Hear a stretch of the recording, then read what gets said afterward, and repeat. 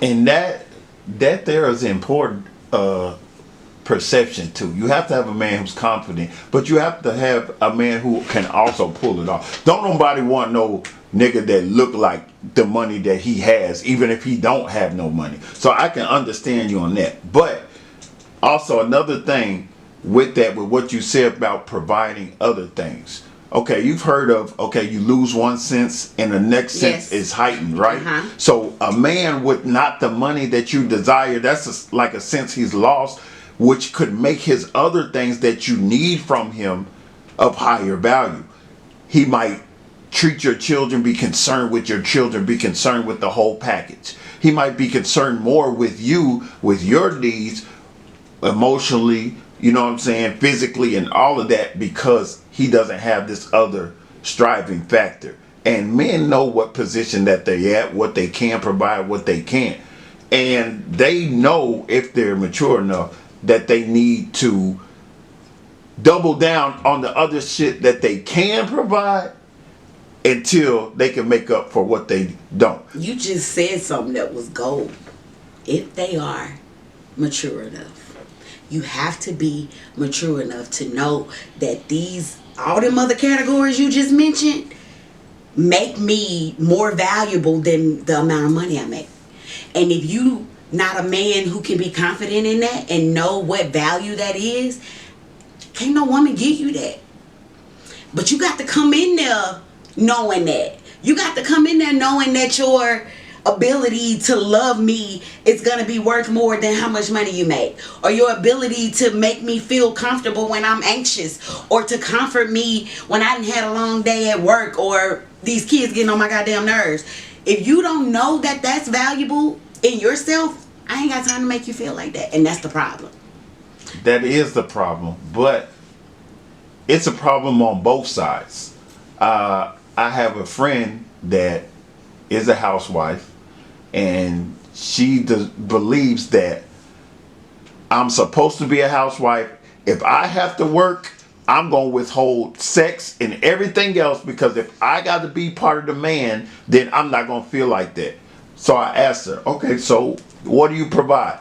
Well, I cook the meals. I make sure the kids are straight. I make sure the house is clean. I wash the clothes and stuff like that. I fuck them. Okay. I'm like, I could never be with you. Why? Why you don't? I can do all that for myself. Yep. If you're going to be a housewife and not do anything, you are going to have to provide things that I cannot provide for myself. How you enriching that man? That's what makes you valuable. Or I'm not willing to provide. You might be valuable to that man because he's not willing to do them things for himself. It's different. Yeah. But me, I'm willing to do all that shit for myself. So you're going to have to come with something that I can't do for myself, or I'm unwilling. That's going to create your value to a man. But that works differently for every man, for every relationship. That's why it's so hard for people to find a match, right? Because you feel like that, but what if you need reassurance? What if you need, as a man, whether I'm a housewife or I go to work every day, you still need what you need, right? And that's something I can't provide for. If I'm saying needs. We're saying needs. Not wants. And that's not wants, needs. Like, okay, if I need the reassurance and you give that to me, that's something I can't provide. I need that. Yes. That's what I'm saying is the value. It's different ones for every man.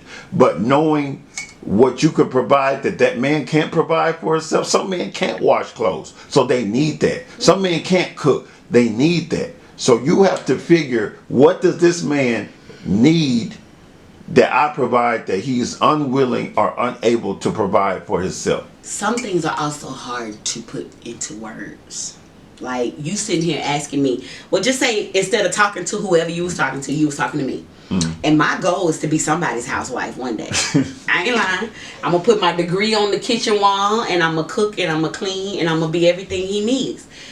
But I can't sit here and tell you all the ways that I can enrich that man. or all the ways that I can lift him up. You know, I can say stupid shit like when he get home from work, I'm gonna have his bath water in and his clothes there. But the underlying theme of that is that I am doing something for him to show him I appreciate him. You know what I'm saying?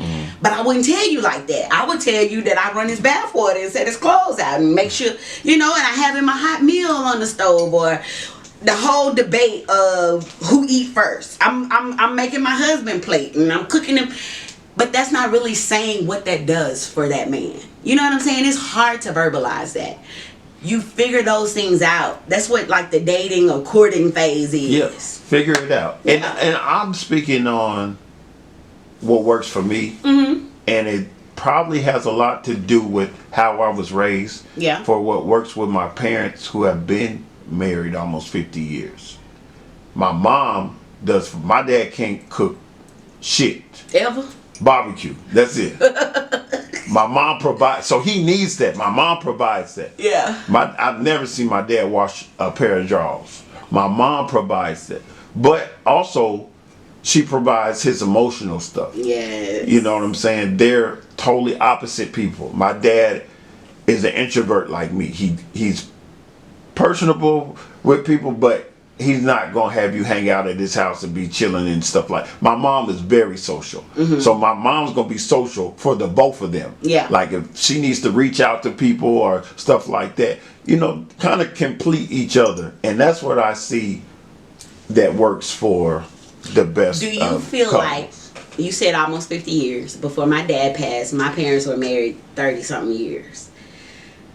Do you feel like having that kind of family growing up makes you long for something that other people may not want?